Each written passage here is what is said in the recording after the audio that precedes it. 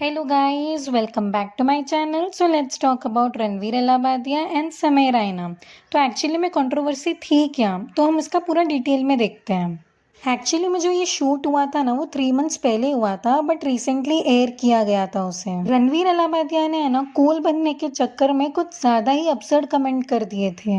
And सी उनकी जो personality है ना, वो बहुत ही कूल है और बहुत ही ना सब्टल है। ऐसे लगता है कि बहुत ही मेच्योर्ड है। वो उनके पॉडकास्ट से ही लगता है, उन्होंने ही अपनी ब्रांड इमेज ऐसे ही बनाई है।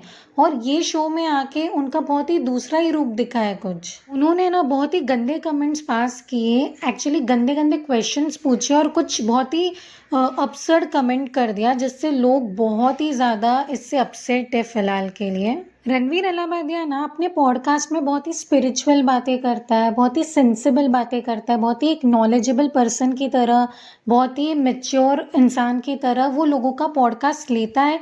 और अगर वो खुद भी राय देता है ना कोई, तो एकदम ऐसे लगता है कि यार बहुत ही मेच्योर्ड है। इवन मैं खुद इनको फॉलो करती थी और मैं इनके पॉडकास्ट देखती थी, बट मैंने जब इनका दूसरा साइड देखा तो इवन आई वॉज शॉक्ड कि ये क्या बोल रहे हैं, ये कैसे क्वेश्चंस कर रहे हैं। और एकदम ही अपसर्ड कमेंट्स थे जो भी इन्होंने किया था उधर और जो भी इन्होंने पूछा था। ऐसा लगता है कि इन्होंने कूल बनने के चक्कर में अपनी ही वाट लगा दी। अगर आप दूसरे साइड देखोगे ना, तो आशीष भी बैठा था, बट उनने ना ऐसे कमेंट्स पास नहीं किए। कूल बनने के चक्कर में ना उनने कुछ ऐसी बातें नहीं की जो लोग बहुत उनको हेट करे या फिर ऐसा कुछ। वो बहुत ही सब्टल तरीके से बैठे थे।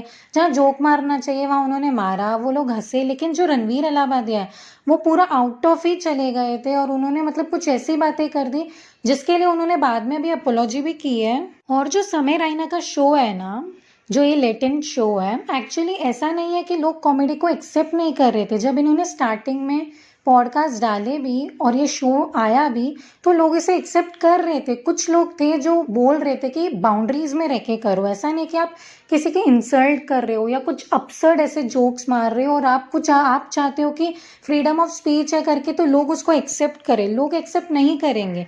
ये भले वेस्टर्न कल्चर में एक्सेप्ट होता होगा, बट उधर की ऑडियंस डिफरेंट है and Indian audience is different. लोग एक्सेप्ट कर रहे थे ये शो को और लोगों को मजा भी आ रहा था, बट धीरे धीरे ना क्या हो गया, जैसे जैसे ये शो को बहुत हाइप मिली ना, ये लोग अपने बाउंड्रीज को पुश करने लगे।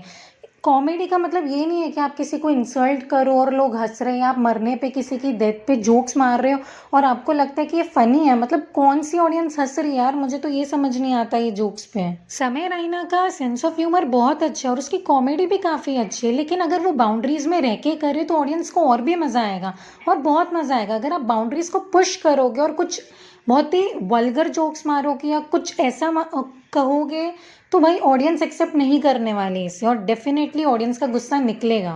और जब समय रैना के जो शोज एयर होते हैं ना, तो आप देखोगे कि ये एज रिस्ट्रिक्टेड भी नहीं है।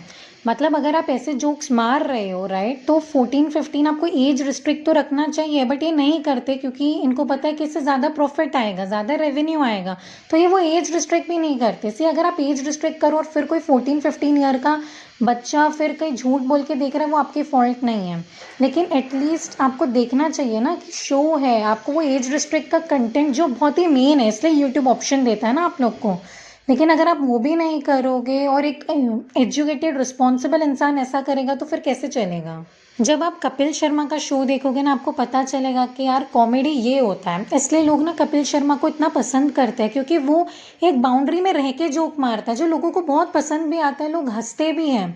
आप बाउंड्रीज में रह के भी जोक मार सकते हो और लोगों को वो चीज़ पसंद आएगी। बहुत सारे लोग ना ये भी बोल रहे हैं कि रणवीर अलाहाबादिया को इसके लिए जेल होनी चाहिए, C which I find is not correct, क्योंकि जेल ना जो क्रिमिनल्स के लिए होती है, इतनी बड़ी सज़ा हम नहीं दे सकते हैं। जो किया इन्होंने वो काफ़ी गलत था, बट सी आप लोग भी थोड़े सेंसेबल बनो, इस चीज़ के लिए जेल नहीं होनी चाहिए। और जो भी कमेंट सेक्शन में ऐसा लिख रहे हैं ना, जेल होनी चाहिए, जेल होनी चाहिए, आप अगर उनके प्रोफाइल में जाके देखोगे ना, तो आपको पता चलेगा कि इससे भी बहुत बड़े बड़े स्टेटमेंट्स उन्होंने दिए हैं।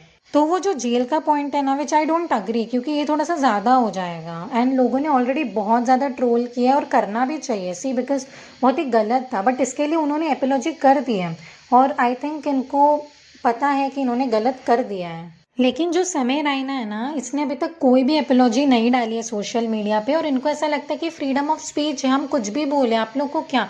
बट अरे आप एज रिस्ट्रिक्ट तो करो फिर, ऐसा है तो। और मतलब किसी की डेथ पे जोक बोलना या फिर इतने वल्गर कमेंट्स पास करना, हमें पता नहीं कि इसे कब से जोक माना गया है और इसे कब से कौन सी ऑडियंस इस पे हंस रही है। मुझे तो अभी तक ये समझ में नहीं आता। जोक के नाम पे आप किसी को इंसल्ट कर रहे हो और फिर आप हंस रहे हो and you think is funny. I don't think it is cool.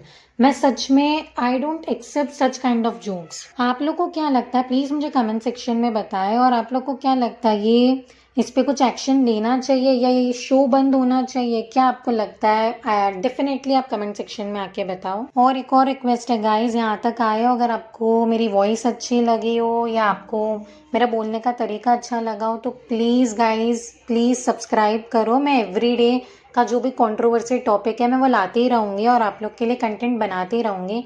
But please मुझे उस पर सब्सक्राइब करो, प्लीज़ प्लीज़ प्लीज़ मेरे चैनल को सब्सक्राइब करो। And thank you. मिलते हैं नेक्स्ट डे। बाय।